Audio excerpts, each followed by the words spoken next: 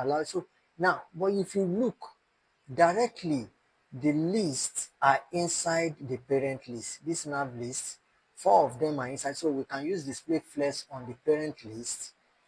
So let's use display flex on the parent list so as to put all the list item in a row. Before I do it, let me show you what I will cut this one, I will remove it, I will go back to the browser and show you what way. You can see all of them are arranged vertically, but now we are going to apply display flex so that everything can arrange horizontally. So let's see what happened.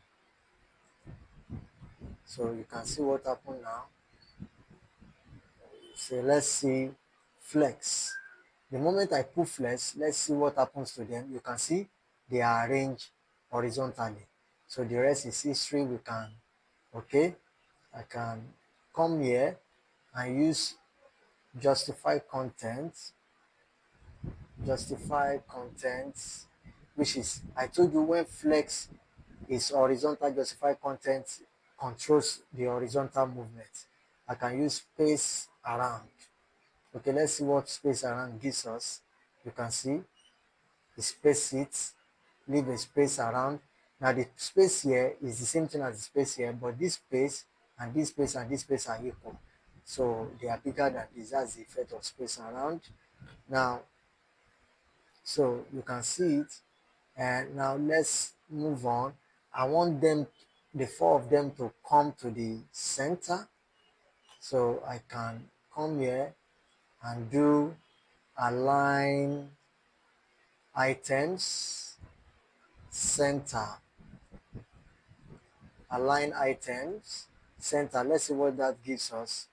You can see it has brought it down to center.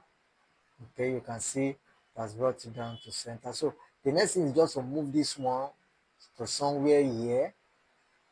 Okay, so this is what I can do. Okay, so let me come here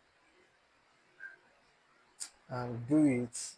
But first, let me go to the header section to use that same justify content, which is also space around. So you can see it. You can see it. So I use it on the header, justify content, space